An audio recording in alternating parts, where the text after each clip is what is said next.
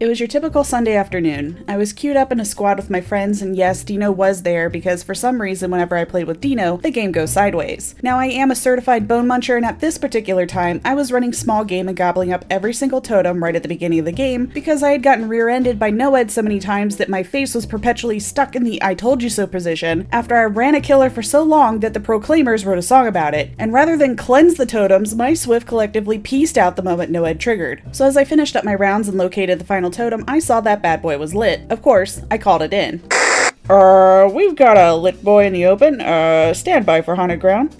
Unfortunately, as I gripped the totem and rubbed vigorously, Plague came in and interrupted me. I dove for cover around a tall wall as the human super soaker fired a volley. I reported the general coordinates of the totem to our Jeff, who liked to squat on bones almost as much as I did. We did a quick ruin check and passed the test. We debated the possibility that it was going to be Devour or Haunted Ground. You see, this is long before the time of Blood Favor, Plaything, and Peppermentos were in existence, and Thrill of the Hunt and Huntress's Lullaby were easy to eliminate as potential hexes. It probably isn't haunted because she'd probably just stand there rubbing her hands like a Disney villain before blowing that sensor smoke straight up my asshole. The only other option at the time was Undying, Devour, and Retribution. It's obviously not Undying because there were no other lit boys on the map, and no one takes Retribution unless they're doing Adept Slinger, therefore it must be Devour. Being the good teammate that I am, I attempted to lure the bubonic babe as far away from that totem as I possibly could, but the moment Jeff's special brand of BO wafted over the Plague's precious tiddlywink, she made an illegal U-turn at a TNL wall and headed back to beat our Jeff to death with his own spine. Now we are no room temperature IQ survivors, no sir. If we played our cards right and kept our gen jockey hard at work while pressuring this totem, we could, theoretically, get out of this Devour free. So we devised a plan. Each person would take the chase and attempt to get as far away as we could from the totem. Once we had the distance, our resident Pac-Man would set up and start to chomp those bones while our backup would protect them from any interruptions. Meanwhile, our gen jockey would continue to live in their own little world with little to no participation in this little plot at all. And so we put the plan in action. Dino was there, once again, attempting to take Grandma to Applebee's. Unfortunately, Plague must have been a millennial because she killed that attempt too. Our Jeff hopped aboard and I stood guard over him as Dino attempted to lure the Plague away. We'd been doing a pretty good job avoiding the old mouth diarrhea, so we hadn't really run into any instances of having to run off and scream into the porcelain abyss.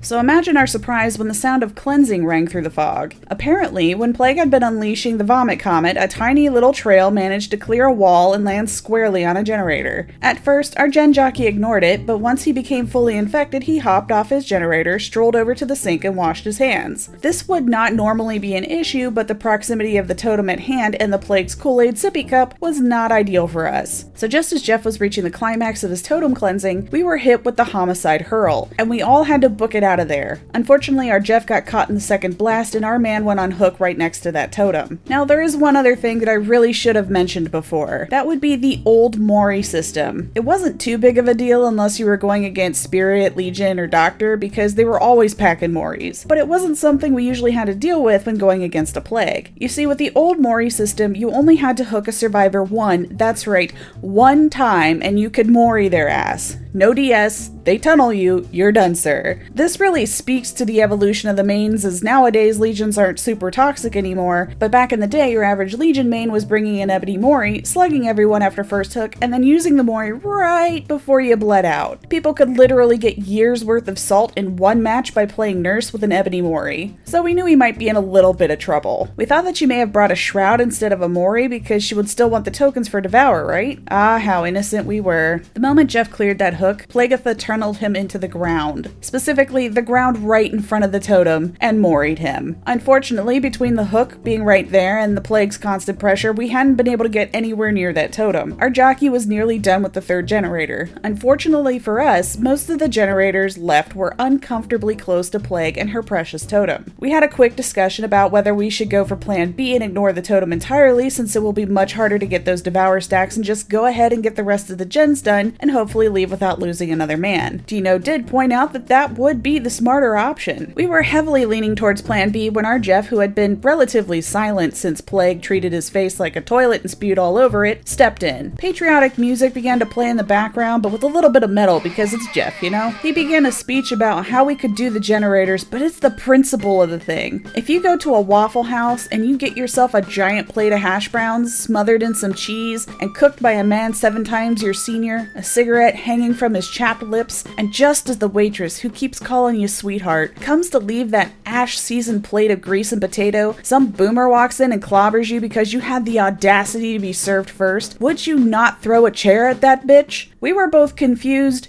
and inspired. It was then that we went back to plan A, leaving our gen jockey to do his thing, but with the caveat of, if she comes, don't you dare let go. So the plan went into effect. By our calculations, if Plague approached our Jake, we would have just enough time to get on that totem and cleanse it while our second survivor blocked. It's a real shame that all of us got to enjoy a good old US of A education because those calculations were wildly inaccurate. Plague quickly evicted our gen jockey and deposited him on hook located conveniently next to said generator. She then came over and cracked me twice before Dino suddenly realized that thanatophobia was in play and she had to release the bone and make a break for our jockey. I was next on the hook and Plague wheeled around to go for Dino as she unhooked me. With Dino now hooked, Plague was sitting pretty at a 100% moriable swift. We all agreed we weren't making it out alive, so we made the call. The jockey got back to work, I'll save Dino, and Dino would attempt to make friends in a last-ditch effort for safe passage or at the very least, hatch. Plague took me down and for a moment I thought she was gonna hook me. Nope. She dropped me right on top of our Jeff and spewed all over me by totem light. Now during this time, our jockey popped a gen. All that was left was the final 99'd one in the distance. Unfortunately for our jockey, this Plague had a pretty good idea of where everyone was going and managed to clobber the jockey and drag him back to the totem, where he met the same fate. Dino managed to pop the final gen. Surely we would get at least one man out. Unfortunately, as Dino pulled the lever, she realized there wasn't enough time. Plague was coming, so she did the only thing she could think of to do. She ran for it and went back to that totem, squared up with the Plague, and pointed. Plague looked at Dino, then at the totem, then at the pile of survivors sitting at the base. In an unexpected turn of events, Plague gave Dino the nodders. Finally, we were going to get this totem cleansed. All of us agreed, even though we didn't escape, this was an absolute win. For the Plague, it definitely was. When Dino was a unicorn whisper away from finishing, Plague downed her and moried her right then and there. In Endgame chat, Plague only said, "Survivors are morons." She wasn't wrong.